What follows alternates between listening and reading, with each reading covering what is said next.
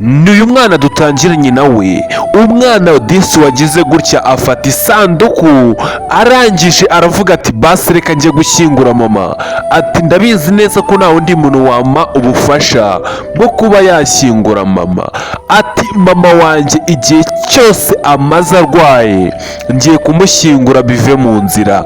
ni umwana ukiri mutoya, akana disi kakiri gatoya kakomeje gukurura ino sanduku irimo nyina ngo karebe ko byibuze akajya kumushyingura. ese byagenze bite? bana nanjye muri ino nkuru ubundi tukarebera hamwe twitonze ibintu bikomeze kuba byiza cyane.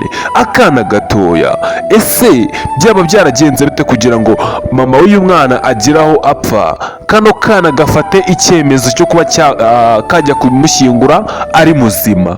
we urakaza neza ahangaha kuri kabari kapu, kora subscribe aho hasi tubana umunsi ku munsi. ubwo akana gatoya karimo kazana ino sanduku disi gukaza gake gake kavuga ati mana yanjye byibuza mfasha ngeze ino sanduku aho ngiye gushyingura mama wanjye. ati ni ibintu bibabaje cyane kandi ndabizi neza ko byibuza wamfasha. ati mana yanjye ndakwinginze mfasha ngeze ino sanduku aho ngiye gushyingura mama wanjye.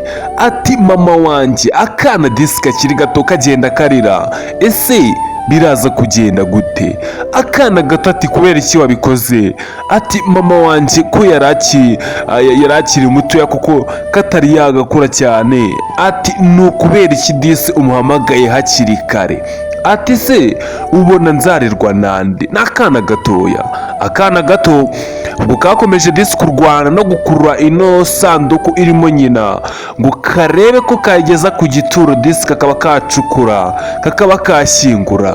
nimba witegereza neza urabona ko kano kana gato gafite igitiyo ku rutugu ndetse n'uburyo kakoresheje bwo kuba katwara ino sanduku urabona yuko ari uburyo busa nk'aho buri mu bwenge bwinshi. undebere neza witonze, nakubwiye ngo ahangaha niho honyine ushobora gusanga izi muvi zimeze neza kandi zumvikana. karebe neza witonze, ndabizi neza ko ushobora kuza kugira emosiyo iri hejuru, ariko ahangaha ndagira ngo tukarebera hamwe twitonze. barakwereka akana gato kakigera ahangaha aho bashyingura mu marimbi katangiye kugenda karira ati mana yanjye, ati ubu ngubu ngiye gusigara njyenyine koko. ati ni ibintu bibabaje cyane ndetse buri muntu wese ushobora kubibwira ntabwo ashobora kubyumva. akana gakiri gato disi ubwo barakwereka ahangaha kano gasore kageze ahangaha karavuga ati nta kundi nyine wityahiye, byibuze reka ngushyingure bive mu nzira kuko nta kindi kintu nashobora kuba nagufasha mama. ati rwose sindi n'imana ngo ndebe ko aricyo nakora byibuze ngo nguzure. ati byose birarangiye. akana gato karangije ati mama, ati umbabarire, ati kuba twarakuriye mu buzima bwa gikene, twari abakene, nta kintu nigeze na kimwe nkufasha. ati mama, ati nagerageje no kwiba byibuza ngo ndebe ko nakubonera amafaranga yo kuba wakivuza ati iyo ndwara wari urwaye. ati ariko nakoze iyo bwabaga ntabwo byigeze binshobokera. ati nakoze buri kimwe cyose, ndarwana ndiba ariko byaranze. ese kano kana gatoya kakoze ibiki?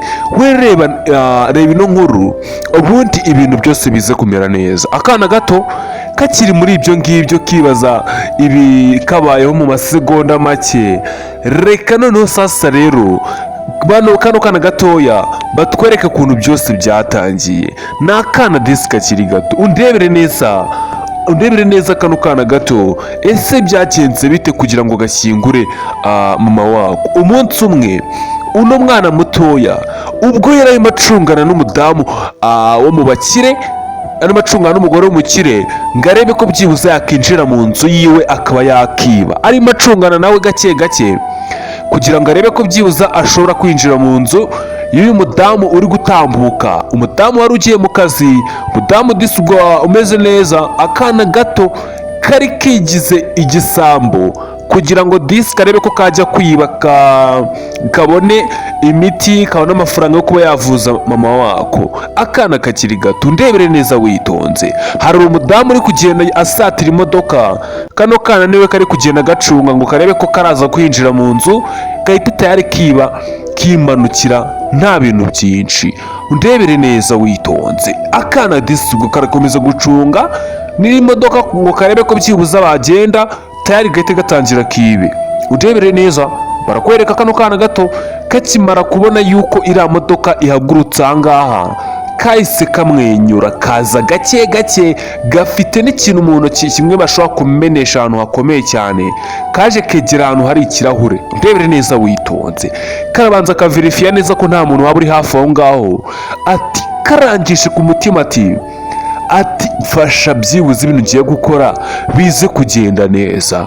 Katangiye guhegereza ahangaha mu nzu y'abandi ngo karebe ko kakinjiramo byibuze kakaba kakuramo ibyo gashaka gukuramo. Karangije ati mana mfasha, yatangiye gushaka ukuntu yamena ikirahure cyo mu rugo rw'abandi, ndetse kano kana kari kaje kwiba. Ese biraza guherera hehe? Ibi ni ibyo bari kutwereka byabanje mbere yuko mama w'uyu mwana yitaba Imana. Akana kagize gutyo kamena ikirahure, tayari mu kumena ikirahure nta kindi cyari gisigaye ni ukwinjira kakajya mu nzu, kakaba kakiba ibyo gashaka kwiba, ndetse kakahita kamanuka byihuse kakaba kajya kureba mama wako. N'akana gato kabikoraga bitewe n'uko iwabo bari babayeho mu buzima bwa gikene, bari bakennye kugira kuri rwa rwego atabona ubufasha bwo kuba yahereza mama we kugira ngo akomeze guhumeka umwuka w'abazima.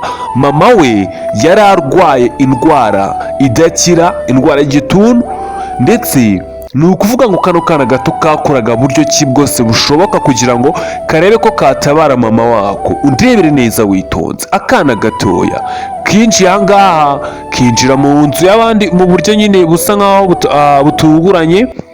Kageze ahangaha muri ino nzu nta kindi kintu kakoze, tayari gatangiye gucunga ahantu hose ngo karebe ko nta muntu waba uri kukareba, gatangira kuza komboka. Undebere neza umwana mutoya utangira kwiba angana atya, agatangira kwigira ibandi. Yaje gake gake, yaje mu nzu y'abandi, reka ze bamufatiremo noneho wirebere. Akana katangiye kuza kavuga ati rwose mfasha mana mfasha ibyo nje kuramba ibone hakiri kare nsoke mu nzu y'abandi, kuko baramutse bamfatiye muri ino nzu y'abandi ntabwo byaza koroha. Katangiye kuza gacunga, ese karimo karashaka iki mu nzu y'abandi? Undebere neza hano hantu disi katangiye kugenda gapfundura ngo karebe ko karabona icyo gashaka, tayari gahita kimanukira. Bivuze ngo icyo karaba gashaka nikamara kukibona karahita kamanuka. Katangiye gucunga kituza ati mana mfasha ibyo narinje kureba mbibone hakiri kare nimanukire. Ati ntago nshaka kuba ari buze kumfatira mu nzu y'abandi. Ese ari gushaka iki muri ino nzu? Ndebere neza, ari gushaka, mbibutse neza ko kano kana gato ubundi kintu kari gushaka muri ino nzu ni amafaranga. Katangiye gupakira amafaranga y'abandi. Undebere ikintu karimo karapakira, kari gupakira amafaranga ndetse n'ibindi bintu by'agaciro. Ubwo kakimara gupakira amafaranga, disi ubwo kari kabonye amafaranga yo kuba kajya gufasha nyina ngo karebe ko yakomeza disi kubona amafaranga, kubona imiti, agakomeza kuba ameze neza, kubera yuko kano kana gato kamaze kubona amafaranga. Bivuze ngo iwabo bari bakennye, kano kana kakoraga uburyo ki bwose bushoboka kugira ngo kirwaneho, kabone amafaranga yo kuba nyina byibuze yakifashisha agura imiti kugira ngo indwara ikomeze ibiri aho ngaho ireke kwita yica nyina.